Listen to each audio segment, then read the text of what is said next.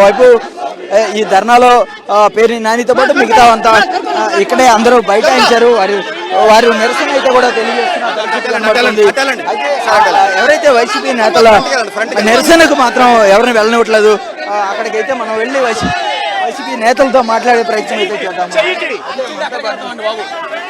అంతపాటు దేవినేని అవినాష్ ఉన్నారు, ఆయనతో కూడా మాట్లాడే ప్రయత్నం అయితే చేద్దాము. చూడండి, ఇంత ఈ స్థాయిలో అడ్డుకోవడం ఎట్లా చూస్తారు? ఈ రోజు పోలీసులు దౌర్జన్యంగా జగన్మోహన్ రెడ్డి గారు కట్టిన 17 మెడికల్ కళాశాలలు ఉన్నాయో ఈ రోజు మేము దాన్ని చూస్తుంటే ఈరోజు పోలీసులు దౌర్జన్యంగా ఎక్కడికెక్కడ ఆపేసి ఈరోజు అన్ని విధాలుగా ఏదైతే పేద ప్రజల కోసం జగన్మోహన్ రెడ్డి గారు కట్టారు దాన్ని ఈరోజు ప్రైవేటు పరం చేస్తాం కానివ్వండి, ఈరోజు పెద్దల చేతుల్లో పెడతాం కానివ్వండి, ఆ విధంగా ఈరోజు ప్రభుత్వం పోలీసులతో మమ్మల్ని ఎదుర్కొనే ప్రయత్నం చేస్తుంది. ఈ రోజు ఉమ్మడి కృష్ణాపురంగా వేలాది మంది యువకులు మా మెడికల్ కాలేజ్ మా ఆస్తి జగన్మోహన్ రెడ్డి గారు మా కోసం కట్టారని చెప్తే ఈరోజు దౌర్జన్యంగా ఆపుతున్నారు. దీన్ని మేము అందరం నిరసిస్తంగా జరుగుతుంది. మాట్లాడింది మాజీ మంత్రి పేరు నాని ఉన్నారు. సార్ చెప్పండి, ఇంత తీవ్రంగా ఎప్పుడైనా ఇంత ఇబ్బంది పెట్టి గతంలో ఎప్పుడైనా జరిగింది? గతంలో ఎప్పుడు కూడా ఇంత పచ్చిగా పట్టపగలు ప్రజల ఆస్తుల్ని దోచుకునేటువంటి కార్యక్రమం ఇంత బహిరంగంగా ఇంత నిర్లజ్జగా ఎప్పుడు జరగలేదు. ఇప్పుడే జరుగుతుంది. ఇవాళ పోలీసుల్ని అంటే లాఠీల్ని కాకీల్ని అడ్డం పెట్టి కాలేజీలను అమ్మాలని చూస్తున్నాడు. కాలేజీలను అమ్మాలనేటువంటి పరిస్థితి. ఇవాళ 2,25,000 కోట్ల రూపాయలు ఇప్పుడు ఈ రాష్ట్రాన్ని ఈ రాష్ట్ర ప్రజల్ని తాకట్టు పెట్టి ఈ ప్రజలందరి తలల మీద అప్పు తెచ్చినటువంటి పరిస్థితి. ఈ అప్పు అంతా ఎక్కడికి వెళ్ళింది? ఆఫ్టర్ ఆల్ నీ 2,25,000 కోట్లలో ఈ సంవత్సరం 5 మాసాల్లో 2,25,000 కోట్లు అప్పు తెచ్చావు మమ్మల్ని అందరినీ తాకట్టు పెట్టి. దాంట్లో 5-6 వేల కోట్లు దీంట్లో బిల్లు ఇవ్వటానికి లేదా? గడిచిన నువ్వేంటయా ప్రమాణ స్వీకారం చేశాక ఎక్కి ఏడ్చిందేంటయా అంటే మొట్టమొదటి సంతకం మెడికల్ కాలేజీలని నిలిపేయమని చెప్పని సంతకం పెట్టి కాగితాలు పంపించావు.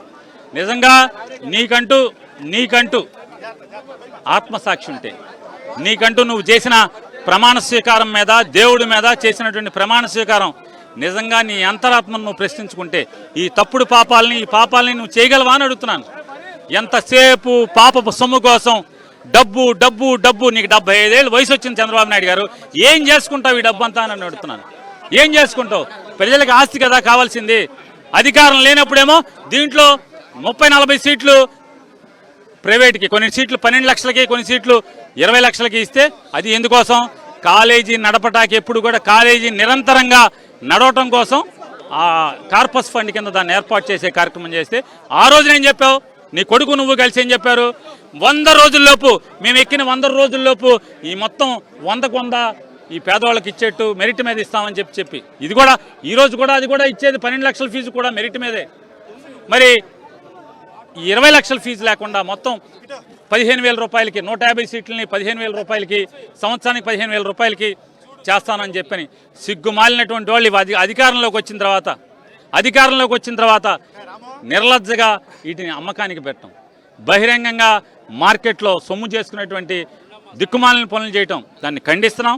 ఇవాళ మీరు ఏది పోలీసులను అడ్డం పెట్టి లేదా మీరు ఎన్ఆర్ఐ మెడికల్ కాలేజీని ఎన్టీఆర్ ట్రస్ట్కి లేదా బాలకృష్ణ ఆస్తుల కింద మీ కొడుకు కోళ్ళు ఉన్న ట్రస్ట్కి ఆస్తుల కింద దీన్ని ట్రై చేస్తున్నామని చెప్పి అందరూ చెప్తున్నారు. లోకం కాకాయికి వస్తుంది. ఆ ఎన్ఆర్ఐ మెడికల్ కాలేజ్ వాళ్ళకి కొన్ని మెడికల్ కాలేజ్ ఇస్తామని, ఇందులో కొన్ని మెడికల్ కాలేజీలు వాళ్ళకి ఇస్తామని చెప్పని కూడా ఇవాళ లోకం కూడైకి వస్తుంది. కాబట్టి నీ తప్పుడు పనులు పాప పనుల్ని ఎండగట్టడానికి నువ్వు పోలీసులతో దండించినా, తొక్కినా, బూట్ల కాళ్ళతో మమ్మల్ని తొక్కిచ్చినా, అవమానాలు చేసినా దాన్నింటిని కూడా ఎదుర్కొంటాం.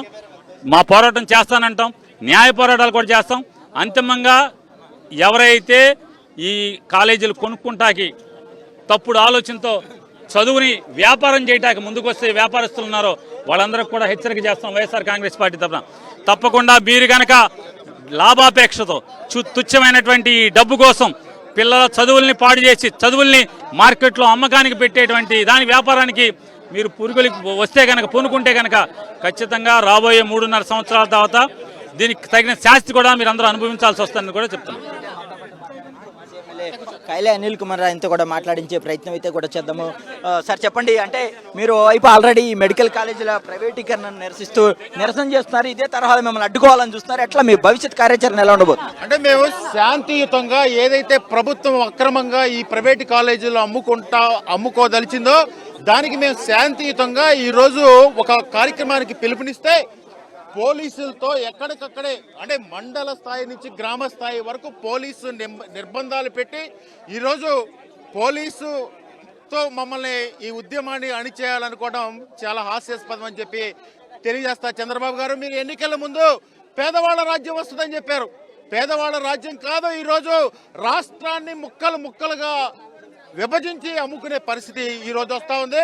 మిమ్మల్ని డెఫినెట్ గా కూడా ప్రజా కోర్టులో కాదు, ఈ రోజు రోడ్ల మీద కూడా తిరగనిచ్చే తెలుగుదేశం పార్టీ నాయకులు కానీ కూటమి ప్రభుత్వ వాళ్ళకు కూడా అర్హత లేదని చెప్పి కూడా ఈ సందర్భంగా తెలియజేస్తా ఉన్నాం. ప్రజలు రోడ్ల మీద మీకు బుద్ధి చెప్పే రోజు వస్తుందని కూడా తెలియజేస్తా ఉన్నాం. అయినా సరే ప్రభుత్వానికి వ్యతిరేకంగా నిరసన చేసిన ప్రజలు ఇట్లా ఇంత దారుణంగా అడ్డుకున్న పరిస్థితి లేదు. ఇప్పుడు చూస్తే ఎట్లా ఉంది మీకు? ఈవేళ భారతదేశంలో స్వాతంత్రం వచ్చిన దగ్గర నుంచి ఈ రోజు వరకు కూడా మరి ఏ ఒక్క రాష్ట్రంలో కూడా మరి 17 మెడికల్ కాలేజీలు ఒక రాష్ట్రానికి తీసుకొచ్చిన ఘనత ఎవరికీ లేదు. కేవలం ఒక జగన్మోహన్ రెడ్డి గారికే సాధ్యం అది. మరి గతంలో రాజశేఖర రెడ్డి గారు మరి 7 మెడికల్ కాలేజీని ఈ రాష్ట్రానికి తీసుకొస్తే ఈవేళ జగన్మోహన్ రెడ్డి గారు 17 మెడికల్ కాలేజీలు ఈ రాష్ట్రానికి తీసుకొచ్చి మరి అందులో దగ్గర 2 సంవత్సరాలు అయింది. 5 మెడికల్ కాలేజీలు స్టార్ట్ అయ్యి ఇదో 3వ సంవత్సరంలోకి వచ్చాం. ఇదే బందర్లో మా పేరు నాని గారి ఆధ్వర్యంలో మరి ఒక మెడికల్ కాలేజీని కూడా బందర్లో నాని గారి ఆధ్వర్యంలో స్టార్ట్ చేసి ఇది 3వ సంవత్సరం కళాశాల. మరి పిల్లలు కూడా ఇది 3వ సంవత్సరంలోకి వచ్చారు. మరి మంచిగా పిల్లలకి మంచి భవిష్యత్తు ఇవ్వాల్సిన ఈ రాష్ట్రం కేవలం పప్పు బెల్లలాగా ఈ మెడికల్ సీట్లని అమ్ముకోవడం. మరి ఈ 17 మెడికల్ కాలేజీలో దాదాపు 2200 సుమారుగా 2000 పైచీలకి సీట్లు మరి అందరికీ కూడా ప్రైవేటీకరణ చేసే అంశాన్ని మేము తీవ్రంగా వైఎస్ఆర్ పార్టీ మా జగన్మోహన్ రెడ్డి గారి నాయకత్వంలో మా నాన్నగారి నాయకత్వంలో ఖచ్చితంగా అడ్డుకుని తీరుతాం. ఖచ్చితంగా ఈ ప్రైవేటీకరణ కంప్లీట్గా ఆగాలి. ఆగే వరకు ఎలాంటి ఉద్యమం అయినా సరే ఖచ్చితంగా మేము చేస్తాం. ఎలాంటి పోలీసు లాంఛనాలు ఉన్నా సరే ఎవరు అడ్డు వచ్చినా సరే ఆగేదేం లేదు. ఖచ్చితంగా ఏ స్థాయిలో అయినా సరే అవసరమైతే మా నాయకుడు జగన్మోహన్ రెడ్డి గారు కూడా వచ్చి ఇదే కాలేజీలకి అవసరం నిరసన కార్యక్రమం కూడా వస్తారు. గతంలో ఎప్పుడు కూడా ఇలాంటి పరిస్థితి ఎప్పుడు చూడలేదు. కాబట్టి ఏదైతే ఈ ప్రైవేటీకరణ ఆపాలని విజ్ఞప్తి చేస్తాం ఈ ప్రభుత్వానికి. ప్రభుత్వం ఎన్ని నిర్బంధాలు పెట్టినప్పటికీ కూడా ఏదైతే ప్రభుత్వ మెడికల్ కాలేజీల ప్రైవేటీకరణ చేయాలనే నిర్ణయం ఏదైతే ఉందో దాని మీద ఖచ్చితంగా తమ పోరాటాన్ని అయితే కూడా కొనసాగిస్తామని చెప్పి వైఎస్ఆర్సీపీ నేతలు స్పష్టం చేస్తున్నారు.